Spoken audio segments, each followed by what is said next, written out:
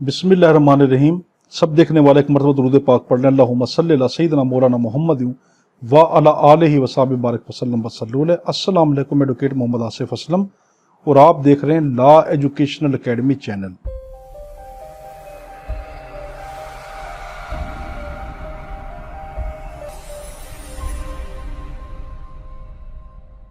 पाकिस्तान भर में अगर आप ये चाहते हैं कि आप LLB के स्टूडेंट, लॉ गेट के स्टूडेंट और वो वकला कि जो नई नई प्रैक्टिस कर रहे हैं उनको हम मुकदमे की A से लेकर Z तक, इब्तदा से इंतहा तक हर चीज़ सिखाएं, लॉ गेट वालों को एक लफ्ज़ पढ़ाएं, LLB की हर किताब की तैयारी मुफ्त करवाएं, फ्री ऑफ कॉस्ट करवाएं, तो हमारा ये चैनल मुफ्त तैयारी करवा रहा है सबकी।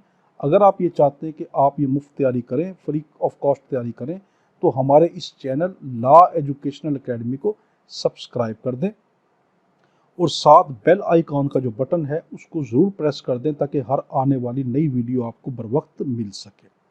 हमने लॉ गेट की जो सीरीज़ शुरू की हुई है और हम CPC की जो डेफिनेशन क्लास थी उसको पढ़ चुके। आज हम पढ़ रहे हैं सेक्शन 3 से सेक्शन 12 तक।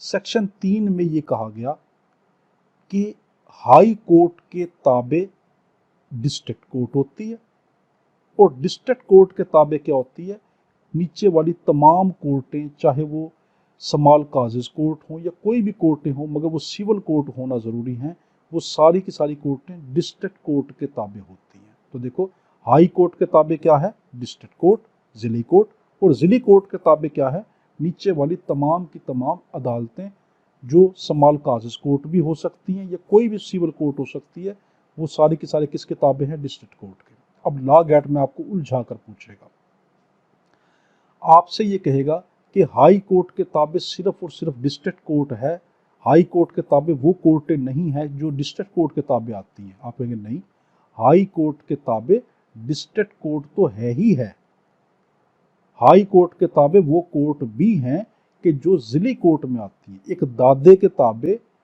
उसका बेटा तो है ही है, मगर उस दादे के ताबे उस बेटे के बेटे भी ताबे होते हैं। तो ठीक है, तो यानी दादा क्या है, हाई कोर्ट, और बेटा क्या है, ज़िली कोर्ट, और बेटे के बेटे क्या हैं, जो निचली वाली अदालतें।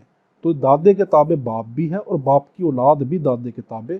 तो हाई कोर्ट के ताबे ज़िली कोर्ट भी है और ज़िली कोर्ट के नीचे आने वाली तमाम कोर्टें उसके ताबे होती हैं। मगर यहाँ पे एक लफ्ज़ याद रखना, लफ्ज़ सिविल लिखा होना ज़रूरी है। आप जब लॉ गेट का पेपर हल कर रहे हो तो आप हर मर्तबा ये देखा करें मैं कौन सा पोर्शन हल कर रहा हूँ। अगर CPC हल कर रहे हो तो यहाँ पे सिविल कोर्ट लिखा होना ज़रूरी है। अगर वो कहते हैं क्रिमिनल कोर्ट उसके ताबे हैं, पूरा सवाल गलत हो जाएगा। इसी तरीके से आप CRPC का हल कर रहे हो और वहाँ पे लिखा हो कि सिविल कोर्ट उसके ताबे है, तो सवाल गलत। जो किताब जैसा देश वैसा भेष होता है, तो जो किताब पढ़ रहे वही वाली कोर्ट ताबे होती है, आपने उसी की बात करनी है। अब हम इसका तर्जमा देखते हैं। तर्जमे में फिर मैं आपको वही पिछली वाली बात बता रहा हूँ, एक लफ्ज़ के कई मतलब होते हैं भाई। हम आपको सिर्फ वही वाला मतलब बताएंगे कि जो उस वक्त उस लैंड के उस लफ्ज़ पे ठीक बैठता होगा, और जो मैं आपको तर्जमा बा मुहावरा बताऊंगा या आपको समझाने के लिए कहूँगा, मैं वो वाले लफ्ज़ बोल लूँगा जो आपको सही तरीके से समझ आ जाए। मैं यहाँ पे कोई कंपटीशन लगाने के लिए नहीं बैठा कि मैं हूँ बहू वैसा तर्जमा करूँगा, नहीं। जो वो लफ्ज़ बोल लूँगा जिसकी वजह से आपको सही समझ आ जाए, तो मैं तर्जुमे में वो वाले लफ्ज़ बोल लूँगा। सबऑर्डिनेशन ऑफ कोर्ट, कोर्ट का अदालतों का मातहत होना। For the purpose of this code, इस कोड का लफ्ज़ जब भी आ जाएगा ना, जिस किताब को पढ़ रहे हो और उसमें कोड का लफ्ज़ आ जाए, मैं CPC पढ़ रहा हूँ तो लफ्ज़ कोड का मतलब है CPC की किताब। मैं अगर CRPC पढ़ रहा हूँ और वहाँ पे लफ्ज़ कोड का है तो मैं क्या कहूँगा कि CRPC की किताब। तो कोड का मतलब वो मुतलका किताब होती है। For the purpose of this code, इस CPC किताब के मकसद के तहत द डिस्ट्रिक्ट कोर्ट, जो ज़िली कोर्ट है, is subordinate to high court, वो हाई कोर्ट के मातहत है। And every civil court of grade inferior, और तमाम की तमाम सिविल अदालतें जो निचले दर्जे की हैं, to that of district court, उस ज़िली अदालत से। And every court of small causes, और साथ साथ कौन सी, छोटी स्मॉल काजेस कोर्ट, वो भी इस सबऑर्डिनेट, वो सब की सब मातहत हैं to the high court, high court के भी, एंड डिस्ट्रिक्ट कोर्ट और डिस्ट्रिक्ट कोर्ट के भी। तो सिंपल वर्डिंग में ہائی کورٹ کے تابع کیا ہے؟ ڈسٹرکٹ کورٹ، اور ڈسٹرکٹ کورٹ کے تابع کیا ہے؟ نیچے آنے والی تمام عدالتیں باشمول شامل کر کے کس کو؟ سمال کازز کورٹ کو۔ تو ہائی کورٹ کے تابع ڈسٹرکٹ کورٹ بھی ہوتی ہے، اور ہائی کورٹ کے تابع وہ کورٹ بھی ہوتی ہیں کہ جو ڈسٹرکٹ کورٹ کے تابع ہوتی ہیں۔ دادے کے تابع اپنا بیٹا تو ہے، بیٹے کے بیٹے بھی دادے کے تابع ہیں۔ اب ہم دیکھ رہے ہیں یہاں پہ بس سول آپ نے ضرور دیکھنا ہے کہ سول کورٹ ہوگی، تو جب لکھا civil court of grade inferior, آپ غلط اسٹیٹمنٹ بنائے گا every criminal court of grade inferior, غلط ہو جائے گا، سول کورٹ کا لفظ ٹھیک ہے۔ ہم پڑھ رہے ہیں سیکشن 4 سیونگ۔ سیکشن 4 میں یہ کہا گیا، سمپل سی بات، اس میں دو باتیں کی گئی۔ سیکشن 4 کی سب سیکشن 1 میں یہ کہا گیا کہ سی پی سی کے آنے سے کوئی اسپیشل لوکل لا یا کوئی خاص طرح کی پروسیڈنگ یا کوئی خاص طرح کی پاور جو پہلے چل رہی تھی وہ متاثر نہیں ہوں گی، مگر شرط کیا ہے؟ تب کہ جب سی پی سی کوئی اور بات کہے اور اسپیشل اور لوکل لا کچھ اور بات کہے تب متاثر نہیں ہوں گی۔ اس کو اس سے بھی سادہ لفظوں کے اندر کیا، ایک معاملے میں سی پی سی کچھ اور بات کر رہا ہو، اسپیشل اور لوکل لا کچھ اور بات کر رہا ہو، تو ہم سی پی سی کی بات نہیں مانیں گے، بلکہ کس کی بات مانیں گے؟ اسپیشل اور لوکل لا کی۔ یہ بات کی گئی۔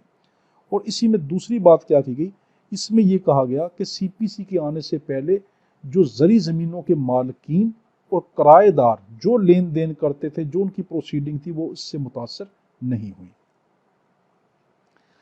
تو saving in the ابسنس of any specific provision, کسی خاص قانون کی غیر موجودگی میں، کسی خاص شک کی غیر موجودگی میں، ٹو دی کنٹریری، دیکھو میں نے یہاں پہ شک کا لفظ استعمال کیا تاکہ آپ کو صحیح طریقے سے سمجھ آ جائے، ٹو دی کنٹریری جو بالکل مختلف ہو۔ تو یہ کنٹریری کا لفظ یہاں پہ یاد رکھنا کہ سی پی سی کچھ اور بات کہے اور وہ کچھ اور بات کہیں۔ نتھنگ ان دس کوڈ، اس کتاب میں ایسا کچھ نہیں کہا گیا، شیل بی ڈیمڈ، کہ جس کو ہم تصور کر کے بیٹھ جائیں، ٹو لمٹ، کہ وہ محدود کر رہا ہے۔ کس کو محدود کر رہا ہے؟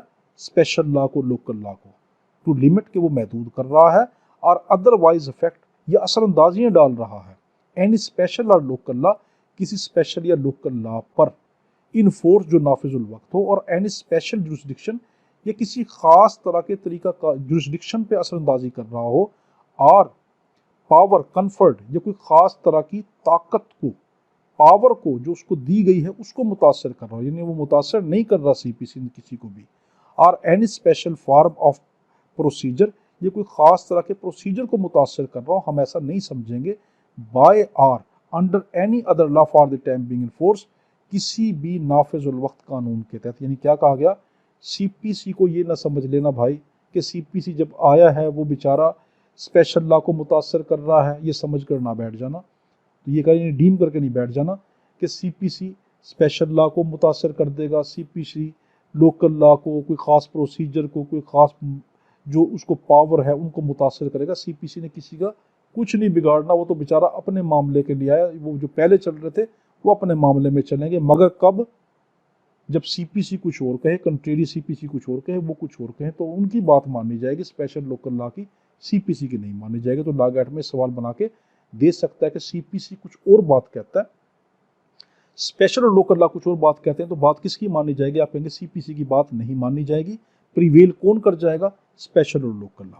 اب اس کی سب سیکشن 2 میں کہا گیا ان particular and without prejudice to the جرنیلٹی، خاص طور پر یا عام طور کے اوپر بغیر کسی تعصب کے، of the preposition contained in sub section 1، جو سب سیکشن 1 میں جو بات کی گئی، nothing in this code, us code میں ایسا کوئی چیز نہیں ہے، اس کتاب میں ایسی کوئی بات نہیں ہے، شیل بی ڈیمڈ کہ ہم جس کو تصور کر کے بیٹھ جائیں، ٹو لمٹ کہ وہ محدود کر رہا ہے، اور ادروائز افیکٹ یا کسی طریقے سے اثر اندازیاں ڈال رہا ہے، اینی ریمیڈی کسی بھی چارہ جوئی پر، کسی داد رسی پر، ٹھیک ہے، کسی نتیجے پر، وچ اے لینڈ ہولڈر جو کسی زمین کو رکھنے والا، اور لینڈ لارڈ یا زمین کا مالک، may have under any law for the time being in force، جو کسی نافذ الوقت قانون کے تحت کام کر رہے ہوں، چل رہے ہوں، for the recovery of rent کہ وہ اس قانون کے تحت کرائے لیتے ہوں، آف ایگریکلچر لینڈ کسی زرعی زمین کا، from the produce of such land یا اس زمین کی کوئی پیداوار کا۔ تو اس میں یعنی کیا کہا گیا؟ سی پی سی کے آنے سے زرعی زمین کے مالکین اور کرائے دار پہ کوئی اثر نہیں پڑا، یہ بات کی گئی۔ سیکشن 5 پڑھ رہے ہیں، application of code to revenue code. اس میں یہ کہا گیا کہ سی پی سی، سیدھی سی بات یہ کہ اتنی الجھی ہوئی بات کو میں سیدھی سی بتا رہا ہوں، اس میں یہ کہا گیا کہ اگر تو صوبائی حکومت پروونشنل گورنمنٹ، تو لفظ یاد رکھنا پروونشنل گورنمنٹ، اگر فیڈرل گورنمنٹ لکھا ہے تو سوال غلط ہو جائے گا، تو کیا اگر پروونشنل گورنمنٹ سی پی سی کے کسی قانون کو موڈیفائی کر کے، چینج کر کے، اس کو تبدیل کر کے ریونیو کوڈ پہ لگا بھی سکتی ہے اور ریونیو کوڈ سے ہٹا بھی سکتی ہے، یہ بات کی گئی کہ جو پروونشنل گورنمنٹ ہوتی ہے، صوبائی گورنمنٹ سی پی سی کے کسی قانون کو تبدیل کر کے، چینج کر کے، ترمیم کر کے، موڈیفائی کر کے اس کو ریونیو کوڈ پہ، مالی عدالتوں پر ریونیو کوڈ پہ لگا بھی سکتی اور اٹھا بھی سکتی، یہ بات کی گئی۔ اور یہاں پہ اس کی سب سیکشن 2 میں یہ کہا گیا کہ ریونیو کوڈ اور چیز ہے اور سول کوڈ اور چیز ہے، ان دونوں کو مکس نہ کر بیٹھنا، یہ والی بات کی گئی۔ تو application of the code to revenue code, اس سی پی سی کا اطلاق، سی پی سی کا لاگو ہونا ریونیو کوڈ پر، ویر اینی ریونیو کوڈ، جہاں پر بھی کبھی کوئی ریونیو کوڈ اور گورنمنٹ جو کام کر رہی ہوں، زیر تابع ہو کر چل رہی ہوں، by the provision of this code, اس سی پی سی کے قانون کے تحت، ان دوز میٹر، ایسے معاملات میں، آف پروسیجر، جس کا تعلق پروسیجر سے ہو، upon which any special enactment applicable, جس میں کوئی خاص طرح کی کوئی جو شک ہے جو کہ لاگو ہوتی ہے، to them, in per, is silent, وہ خاموش ہے۔ یعنی سی پی سی کی کوئی شک اگر کوئی خاموش ہے ریونیو کوڈ پر، دی پروونشنل گورنمنٹ، تب جو صوبائی گورنمنٹ ہے، میں بائی نوٹیفیکیشن، وہ نوٹس دے کر، ان دی آفیشیل گزٹ، اپنے آفیشیل گزٹ میں ڈکلیئر، واضح کر سکتی ہے، that any portion of those provision, کہ اس سی پی سی کی کوئی بھی یہ جو قانون ہے، which are not expressly made, جس کو واضح طور پر نہیں بتایا گیا، ایپلیکیبل، ہم اس کو لاگو کر رہے ہیں، بائی دس کوڈ، اس کتاب کے ذریعے، shall not apply to the code, اور اس کوڈوں پہ اپلائی نہیں ہوتا، اور shell only apply to them, صرف ان پہ اپلائی ہوگا، ود سچ موڈیفیکیشن، اس حد تک کی ترمیم کے ساتھ، ایز دی پروونشنل گورنمنٹ، کہ جو صوبائی حکومت میں پرسکرائب، جو صوبائی حکومت کہہ رہی ہے۔ یعنی کیا کہا گیا، صوبائی حکومت کسی بھی سی پی سی کے قانون کو تبدیل کر کے آفیشیل گزٹ میں کہہ سکتی ہے کہ اس کے اوپر جو میں تبدیل کر کے قانون دے رہی ہوں نا، وہ لاگو کرو، باقی جو پچھلے قانون ہے وہ لاگو نہ کرو، یہ بات کی گئی۔ اسی کے سب سیکشن 2 میں ہم پڑھتے ہیں، ریونیو کوڈ ان سب سیکشن 1۔ سب سیکشن 1 میں ریونیو یعنی مالی عدالت کا کیا مطلب ہے؟ مین اس کا مطلب ہے ایک کورٹ، ایک ایسی کورٹ، ہیونگ جورسڈکشن، جس کو طاقت دی گئی، اختیار دیا گیا، انڈر اینی لوکل لا، کسی خاص لوکل لا کے ذریعے سے، ٹو انٹرٹین سوٹ، کہ وہ مقدمات کو سنے۔ تو دیکھو انٹرٹین کا مطلب کیا ہوتا ہے؟ دلوں کو لبھانا، مگر ہم یہاں پہ یہ کہتے ہیں کہ مقدمہ کو سننا، تو میں وہ والا لفظ استعمال کروں گا جو اس ٹائم ٹھیک بیٹھ رہا ہے۔ تو یہاں پہ انٹرٹین کا مطلب ہے اس مقدمے کو سننا، تو لفظ کا مطلب ترجمہ جو ہوتا ہے وہ متعلقہ حساب سے کیا جاتا ہے، اور ادر پروسیڈنگ، یا کوئی دوسری پروسیڈنگ کو۔ تو کیا سب سیکشن 1 کے اندر کیا کہا گیا؟ مین ریونیو کوڈ کا مطلب کیا ہے؟ سب سیکشن 1 میں مین کوڈ، اس کا مطلب ہے ہیونگ جورسڈکشن، جس کو اختیار دیا گیا ہو، انڈر اینی لوکل لا، کسی خاص لوکل لا کے ذریعے سے، ٹو انٹرٹین سوٹ، کہ وہ مقدمات کو سنے، اور ادر پروسیڈنگ، یہ کسی دوسری پیروائیوں کو، ریلیٹنگ ٹو دی رینٹ، جن کا تعلق کرایوں سے ہو، ریونیو مالی معاملات سے ہو، اور پروفٹ آف لینڈ، یہ زمین کے منافعوں سے ہو، یوزڈ فار ایگریکلچر پرپز، شرط ہے کہ وہ زرعی مقصد کے لیے استعمال ہوتی ہوں، but does not include a civil code, مگر اس کے اندر ریونیو کوڈ میں سیول کوڈ نہیں آتی، سیول کوڈ کچھ اور ہے، ریونیو کوڈ کچھ اور ہے۔ ہیونگ اوریجنل جورسڈکشن، کہ جس کی اوریجنل جورسڈکشن اپنی ہے، انڈر دس کوڈ، اس کتاب سی پی سی کے ذریعے، ٹو ٹرائی سچ سوٹ، کہ وہ ایسے مقدمات کو سنے گی، اور پروسیڈنگ، یا ایسی پیروائیوں کو سنے گی، ایز بینگ سوٹ، یا ایسے مقدمات کو، اور پروسیڈنگ، یا ایسی کاروائیوں کو، آف سیول نیچر، جو سیول نیچر کی۔ یعنی اس میں کیا کہا گیا؟ جو ہمارے پاس ریونیو کورٹ ہے وہ ان مقدمات کو سنے گی جن کا تعلق زرعی زمین کے منافعوں سے، مالوں سے، لین دین سے ہوگا، وہ معاملے سارے کے سارے ریونیو کورٹ سنے گی، اور وہ معاملے جو زرعی زمین سے تعلق نہیں رکھتے، وہ کسی بھی نوعیت کے کیوں نہ ہو، وہ کون سنے گی؟ ہماری سول کورٹ سنے گی۔ تو یہ دونوں کورٹوں کا فرق کر دیا گیا کہ وہ زرعی زمینوں کے لیے ہے، یہ جو ہے ریونیو جو سول کورٹ ہے وہ دوسری جدادوں کے لیے، دوسرے حقوقوں کا تعین کرنے کے لیے ان کے لیے ہے۔ چھٹا ہمارا سیکشن بہت اہم، پیکیونری جورسڈکشن۔ اس میں یہ کہا گیا کہ جب ہم مقدمہ دائر کریں، لفظ دوبارہ دیکھیں، جب ہم مقدمہ دائر کریں تب دائر کرتے وقت ایک کورٹ جس کو جتنا اختیار دیا گیا ہے وہ اسی مالیت کا مقدمہ لے گی۔ اگر وہ مقدمہ اس کی مالیت کے دائرہ اختیار سے بڑھ جاتا ہے تو وہ کورٹ اس مقدمے کو نہیں سنے گی، یہ بات کی گئی۔ تو دیکھیں، میرا ایک پلاٹ ہے اور میں اس پلاٹ کی مالیت ہے 5 لاکھ، اور جس کورٹ میں داخل کر رہا ہوں اس وقت اس کورٹ کا نام ہے اے۔ اس اے کورٹ کو اختیار دیا گیا کہ وہ 5 لاکھ سے 7 لاکھ کے دعووں کو سن سکتی ہے، تو میں کس کورٹ میں داخل کر رہا ہوں؟ کورٹ اے میں۔ اب یہاں پہ ایک بڑی خطرناک بات آپ سے لاگٹ میں پوچھے گا، وہ یہ کہے گا آصف نے ایک کورٹ اے میں 5 لاکھ کی پلاٹ کی مالیت کا دعویٰ دائر کیا۔ جب دعویٰ دائر کیا تھا اس وقت تو آصف کے پلاٹ کی قیمت 5 لاکھ تھی، جب دعویٰ چل رہا تھا تو اس دوران آصف کے پلاٹ کی مالیت 50 لاکھ ہو گئی۔ اب کیا آصف اپنے اس دعوے کو اٹھا کر اس کورٹ سے لے جائے گا؟ بڑی کورٹ میں لے جائے گا، کیونکہ آصف کا دعویٰ تو 50 لاکھ کا ہو گیا اور یہ کورٹ تو 5 لاکھ کا سن سکتی ہے۔ آپ کہیں گے نہیں، ہم صرف تب قیمت کو دیکھیں گے کہ جب ہم مقدمہ دائر کر رہے ہوتے ہوں۔ جب دائر کر دیا تب اس پلاٹ کی قیمت 5 کھرب بھی کیوں نہ ہو گئی تو وہ کورٹ جس نے وہ دعویٰ 5 لاکھ کا لیا تھا وہی کورٹ چلائے گی۔ تو ہم اس کو جب دوران دعوے کے جو مقدمے کے دوران اگر کوئی کسی کی قیمت بڑھ جاتی ہے تو وہ اثر انداز نہیں ہوتی۔ چھٹا ہے پیکیونری جورسڈکشن، مالی دائرہ اختیار۔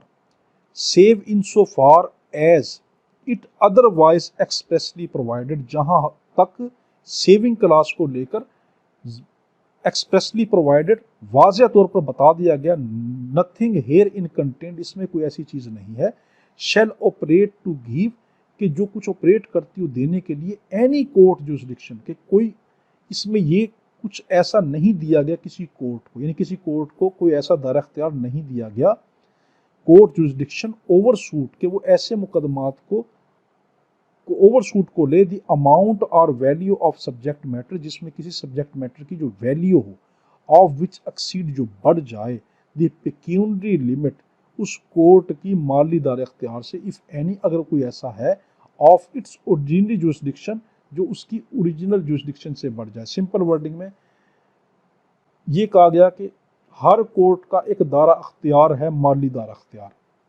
وہ کورٹ اپنے مالی دائرہ اختیار سے بڑھ کر مقدمہ نہیں سنے گی، جتنا اس کا دائرہ اختیار جو قانون نے لاگو کر دیا اسی کو سنے گی۔ 5 لاکھ کا مقدمہ کورٹ سن سکتی ہے تو وہ کورٹ 5 لاکھ کا ہی سنے گی، وہ یہ نہیں کرے گی کہ 10 لاکھ کا بھی سن لی، 20 لاکھ کا بھی سن لی، تو ہر کورٹ کی الگ ہے۔ تو اس میں میں نے پھر آپ کو بتا دیا سب سے خطرناک بات کیا کہ وہ یہ والا سوال کہ آصف نے جب دعویٰ دائر کیا تھا تو 5 لاکھ کا تھا، دعوے کے دوران پلاٹ کا مالیت بڑھ گئی 50 لاکھ، تو آصف اس کو کس کورٹ میں لے کے جائے گا؟ آپ کہیں گے اسی کورٹ میں لے کے جائے گا۔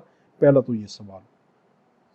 دوسرا آپ سے یہ سوال پوچھے گا کہ اب یہ آصف کے یہ پلاٹ کی قیمت بڑھ گئی ہے، تو اب آصف کے پلاٹ کی جو ڈگری جاری کرے گی یہ کورٹ، اس نے تو کورٹ نے وہ ڈگری جاری کرنی تھی کہ 5 لاکھ کے حساب سے، اب یہ جو ڈگری جاری کر رہی ہے 50 لاکھ کے حساب سے، دعویٰ دائر ہوا پڑا 5 لاکھ کا، پلاٹ ہو گیا 50 لاکھ کا، اب جو ڈگری جاری کرے گی وہ ڈگری کمزور ہوگی، اس پہ کوئی ایفیکٹ پڑے گا؟ آپ کہیں گے بالکل بھی ایفیکٹ نہیں پڑے گا، وہ ڈگری بالکل مضبوط وہی ہوگی جو کہ اصل ڈگری ہوتی ہے، اصل ڈگری ہوتی ہے وہ۔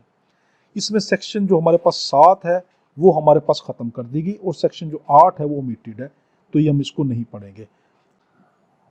ہم پڑھ رہے ہیں سیکشن 9، 8 اومیٹڈ ہے، سیکشن 9 پڑھ رہے ہیں court to try all civil suit unless barred. Civil court उन तमाम मुकदमात को सुनेगी जब तक कि वो बार ना कर दिए गए हों, रोक ना दिए गए हों। अब मेरी बात को गौर से सुने। जब तक कानून खुलकर यानी एक्सप्रेसली या दबे लफ्जों में यानी इम्प्लाइडली ये ना कहे कि ये वाला मुकदमा सिविल कोर्ट नहीं सुनेगी, तब तक सिविल कोर्ट को अख्तियार है कि वो हर मुकदमा सुन सकती है। इससे भी आसान लफ्जों में क्या, जिस मुकदमे को कानून रोक देगा कि सिविल कोर्ट नहीं सुनेगी, तो सिर्फ उस मुकदमे को नहीं सुनेगी, उसके अलावा दुनिया के तमाम सिविल नेचर के मुकदमे को सिविल कोर्ट सुनती है। अब लॉ गैट में आपसे ये लफ्ज कहेगा कि जो ऑफिस के मामले होते हैं, ये जो हकूक के मामले हैं, अगर उन ऑफिस या हकूक के मामलों में ऐसा कुछ है कि उनके जड़ें कोई मजहबी रसूमात से जुड़ी हुई हैं, तो क्योंकि ये तो मामला मजहबी आ गया, अब सिविल तो ना रहा, तो क्या ये मामला सिविल है या ये मजहबी मामला? आप कहेंगे ये सिविल मामला ही है। अगर कोई ऑफिस का मामला, किसी इदारे का मामला, कोई हकूक का मामला, कोई राइट का मामला, अगर चाहे उसके अंदर मजहबी जो राइट्स हैं, रिलीजियस सेरेमनी है, रिलीजियस राइट्स हैं, वो बेशक इन्वॉल्व हों, तो वो मामला मजहबी नहीं होता, बल्कि वो मामला सिविल कोर्ट ही सुनेगी। ठीक है, ये इसमें कहा। तो सेक्शन हम 9 पढ़ते हैं। Court to try all civil suit unless barred. Civil court हर तरह के मुकदमे सुनेगी जब तक कि उसको रोक ना दिया जाए। दी कोर्ट शेल, यहां पे लफ्ज शेल आएगा, लॉ गैट में आपसे कहेगा में, गलत है, शेल का लफ्ज। दी कोर्ट शेल, कोर्ट जरूर सुनेगी। Shall subject to the provision herein content, जो अब बताया जा रहा है, जुरिसडिक्शन जरूर सुनेगी टू ट्राई ऑल सूट, हर तरह के मुकदमों को, ऑफ सिविल नेचर, जिनका ताल्लुक सिविल नोयत से हो। एक्सेप्टिंग, मां सिवाय किन को, एक्सेप्टिंग सूट, मां सिवाय उन मुकदमात के, of which their cognizance is either expressly, कि जिनको सुनने के लिए या तो खुलकर और इम्प्लाइडली या दबे लफ्जों में बार्ड मना कर दिया हो, मना कर दिया गया हो, तो उसको तो नहीं सुनेगी, बाकी सबको सुनेगी। यानी जिसको मना कर दिया गया उसको तो नहीं सुनेगी, उसके अलावा दुनिया के तमाम मुकदमात को सुनेगी। अब इसमें मैं आपको बड़ी अहम बात बता रहा हूं। आपके अगर बेयर एक्ट में लफ्ज नोट्स का लिखा हो और लफ्ज लिखा हो कमेंट्री का, तो वो आपके लॉ गैट का हिस्सा नहीं है। कमेंट्री का लफ्ज और नोट्स का लफ्ज आपकी लॉ गैट का हिस्सा नहीं है। हां, अगर एक्सप्लेनेशन का लफ्ज लिखा है और इलिस्ट्रेशन का लफ्ज लिखा है, तो आपके लॉ गैट का हिस्सा होता है, तो आपके लॉ गैट का हिस्सा होता है। तो आप इसी 23 अक्टूबर वाले पेपर को उठाकर देख लें, 23 अक्टूबर 2022 को उठाकर देख लें, उसमें कानून शहादत में चले जाएं, उसमें क्या कहा गया, according to illustration C of article 29, यानी 29 आर्टिकल की इलिस्ट्रेशन सी के मुताबिक ये वाला मामला हुआ, तो उसमें इलिस्ट्रेशन आपके लॉ गैट में शामिल होती, इसको छोड़ ना देना। खास तौर पे कानून शहादत आर्डर की तो बिल्कुल भी ना छोड़ देना, उसकी तो बना ही वो क्या नाम है इलिस्ट्रेशन से रहा।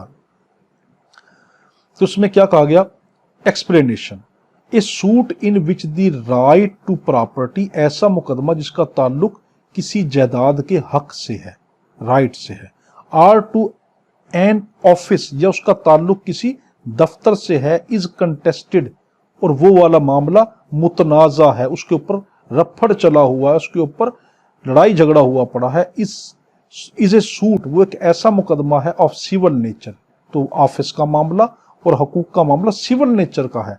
Not with standing that such right में डिपेंड इंटायरली, ये कोई वजह नहीं है कि वो मामला मुकम्मल तौर पर, यानी इंटायरली, डिपेंड इंटायरली, मुकम्मल तौर पर इन्हसार करता हो on the decision of question, उन सवालों के फैसलों पर, एज टू रिलीजियस राइट, जिसका ताल्लुक मजहबी राइट से हो, मजहबी राइट्स और सेरेमनी, मजहबी रस्म रिवाज से हो। तो इसमें यह कहा गया कि अगर एक ऑफिस का मामला हो, इदारे का मामला हो और किसी हकूक का मामला हो, वो सिविल नेचर का ही होता है। ये आप नहीं कहेंगे कि उसके अंदर तो कुछ ऐसे मामले हैं जिनका ताल्लुक मजहबी रसूमात से है, तो ऐसा नहीं है। बेशक मामला मुकम्मल तौर पर पूरा का पूरा, इंटायरली का लफ्ज है यहाँ पर, पूरा का पूरा वो मामला मजहब से क्यों ना ताल्लुक रखता हो, मगर अगर वो सिविल नेचर का है, ऑफिस से ताल्लुक रखता है, इंस्टीट्यूट से ताल्लुक रखता है और किसी राइट से ताल्लुक रखता है, तो वो सिविल नेचर का होगा। अब हमारे पास सेक्शन 10 और सेक्शन 11, पहले इसको समझेंगे। सेक्शन 10 को कहते हैं रेस सब जूडिस यानी स्टे ऑफ प्रोसीडिंग, और सेक्शन 11 को कहते हैं रेस जूडिकाटा। मैं बिल्कुल शॉर्ट और सिंपल आपको बता रहा हूं। सेक्शन 10 में यह कहा गया कि आसिफ का और राणा साहब का एक प्लाट है, उस प्लाट का दोनों के दरमियान झगड़ा यह है कि आसिफ कहता है कि ये इसका मालिक मैं हूं, राणा साहब कहते हैं मालिक मैं हूं।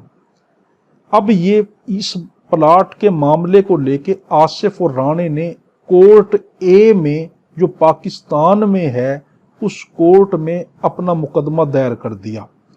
ये कोर्ट कुछ देर कर रही है, या कोई और इनके दरमियान में इनके जहन में आ जाता है, या कोई मशवरा दे देता है कि यार इस तरह करो, इसी मुकदमे को ये कोर्ट बहुत देर लगा देगी, आप इसी मुकदमे को दूसरी पाकिस्तान की किसी और कोर्ट में दाखिल कर दो, या यूं करो इसी ही कोर्ट में जिसमें तुमने दाखिल किया हुआ है, इसी ही कोर्ट में इसी मुकदमे को नए तरीके से दाखिल कर दो।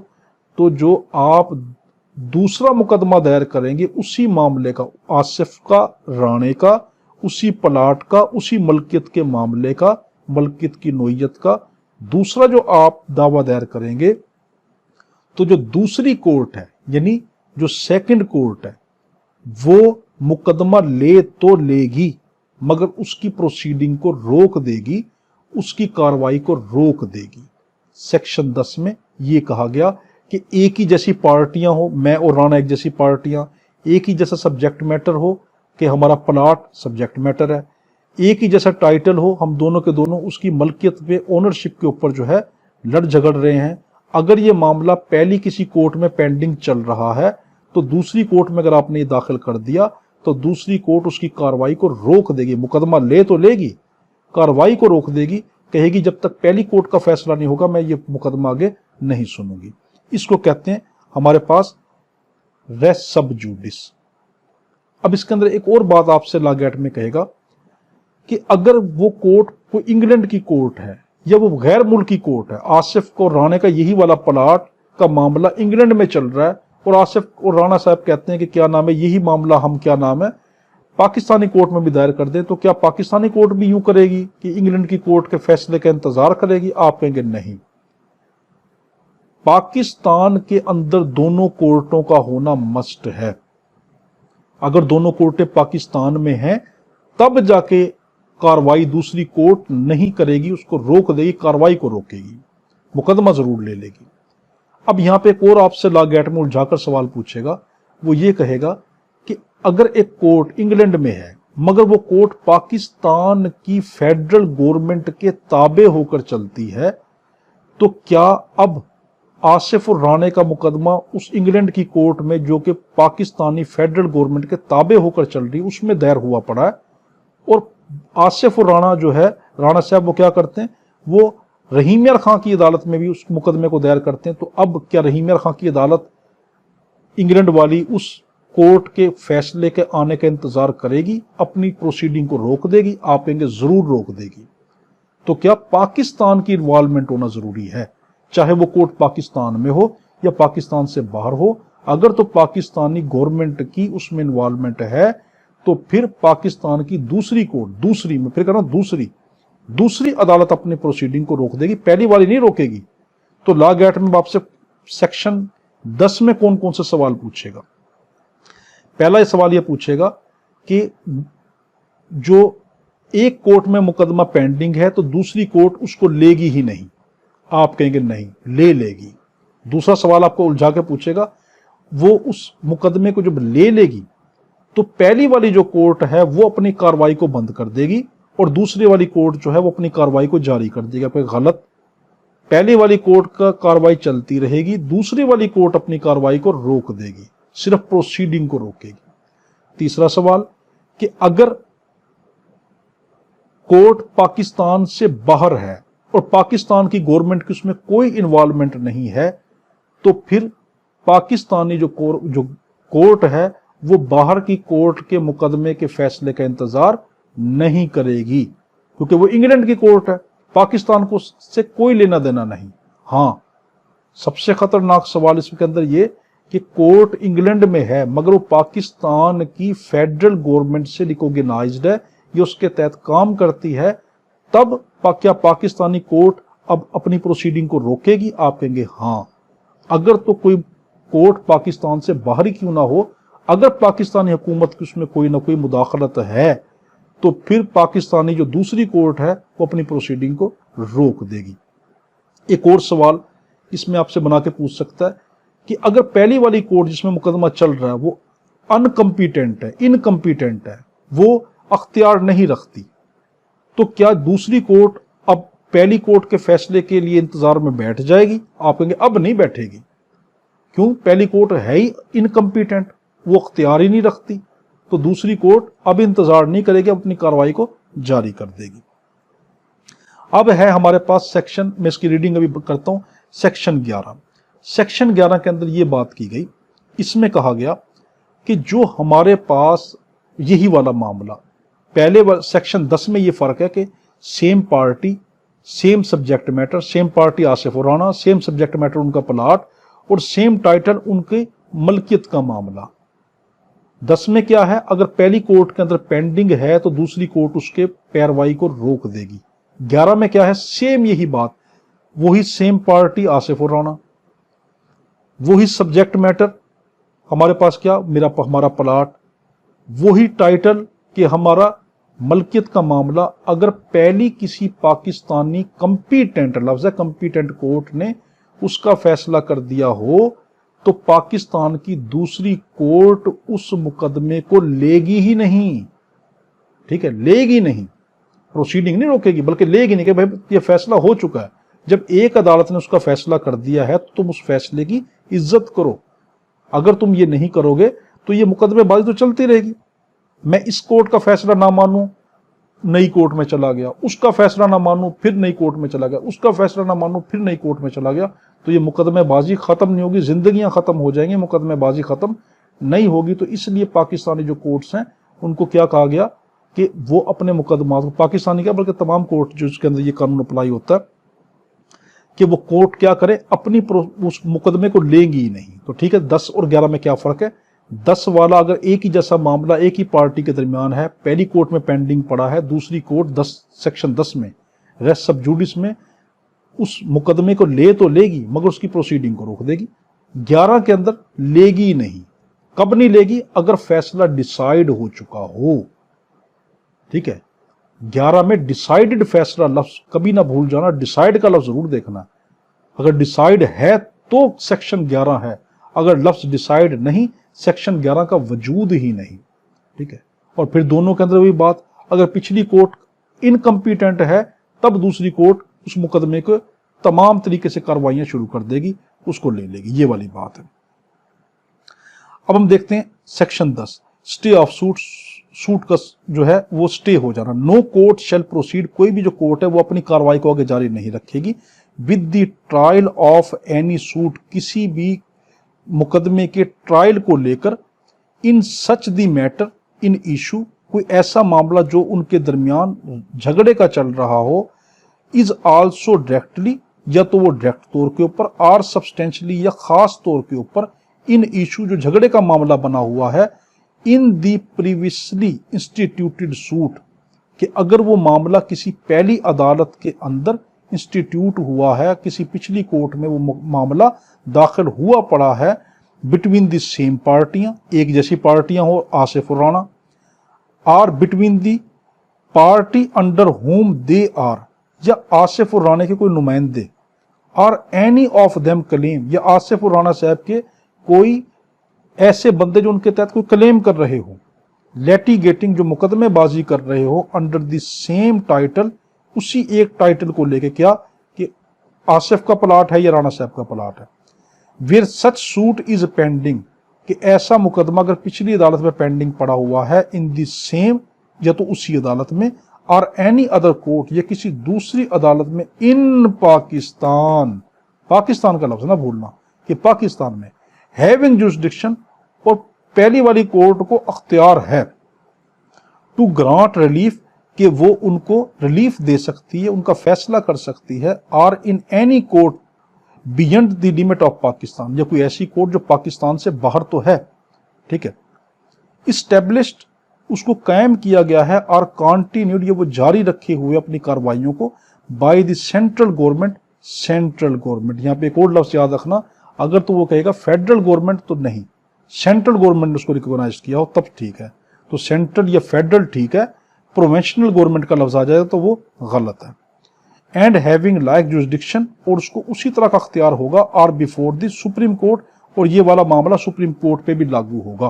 तो यानी क्या कहा गया, अगर एक मामला एक ही जैसी नोयत को लेकर एक कोर्ट में पेंडिंग पड़ा तो दूसरी कोर्ट उसका मामला ले तो लेगी, मगर उसकी प्रोसीडिंग को रोक देगी। अगर वो कोर्ट पाकिस्तान में है या पाकिस्तान से बाहर तो है, मगर पाकिस्तान के कानून के तहत काम कर रही हो, फेडरल गवर्नमेंट के तहत काम कर रही हो, सेंट्रल गवर्नमेंट के तहत काम कर रही हो, तब वो रोक देगी।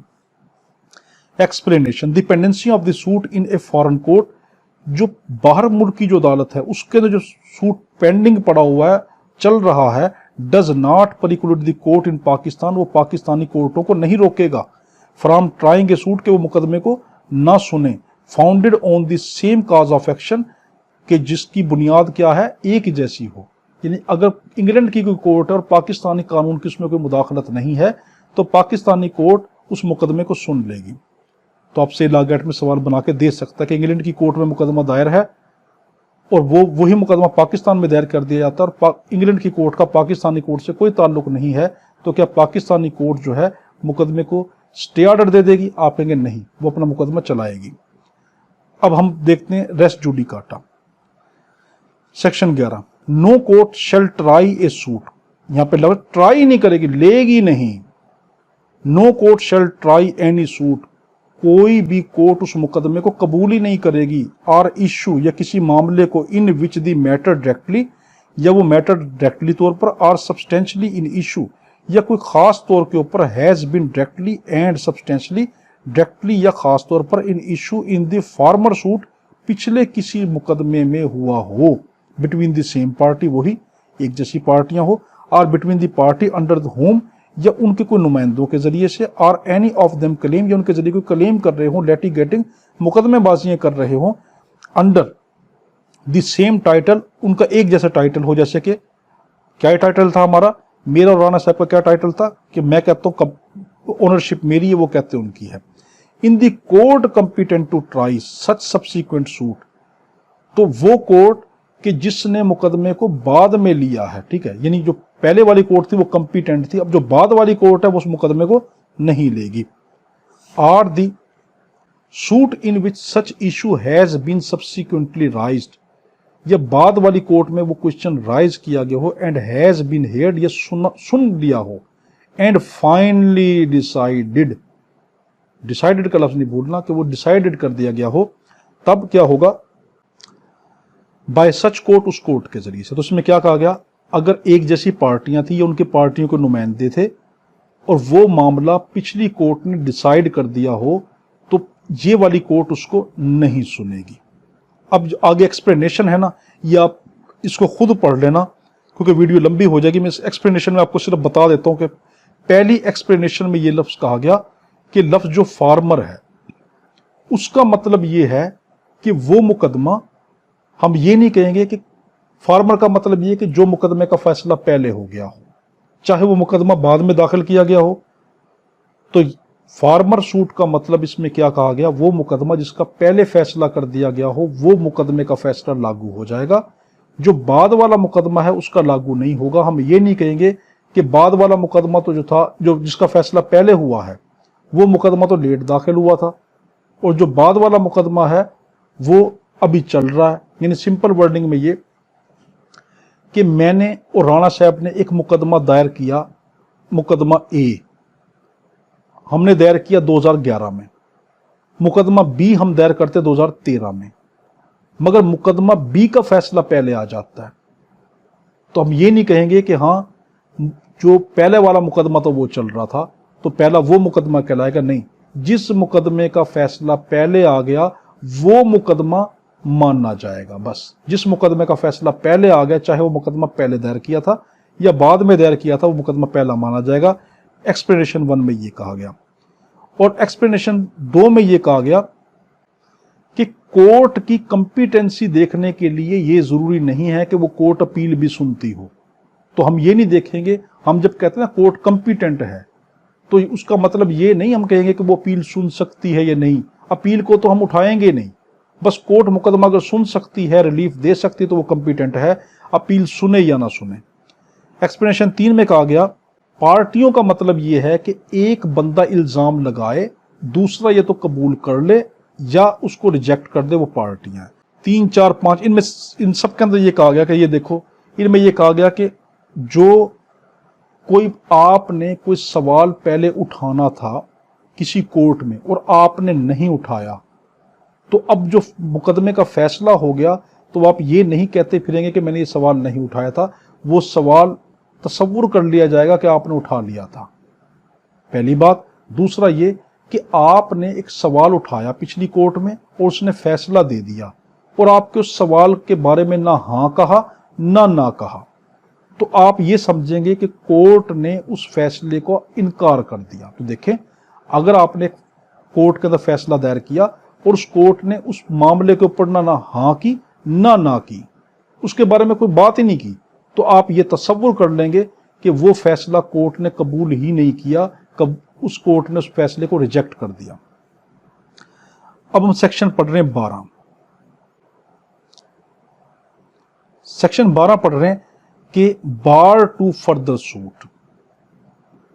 इसमें यह कहा गया अगर कोई कोर्ट के अंदर आपने मुकदमा दायर किया और उसने कोई डिक्री जारी कर दी और वो आप ये कहते हैं, आप ये कोई उस कोर्ट के ऊपर एतराज़ करते हैं कि इस कोर्ट को अख्तियार नहीं था, या आप ये एतराज़ करते हैं कि मुझसे फ्रॉड हुआ या मुझसे गलत बयानी हुई या मुझसे क्या नाम है धोखाधड़ी हुई, तो अब आप ये वाले जो सवालात, ये उज़र, ये इल्ज़ामात जो लगाएंगे, इसके लिए कोई नया मुकदमा नहीं करेंगे, बल्कि क्या करेंगे, उसी कोर्ट के अंदर दरख्वास्त दे देंगे।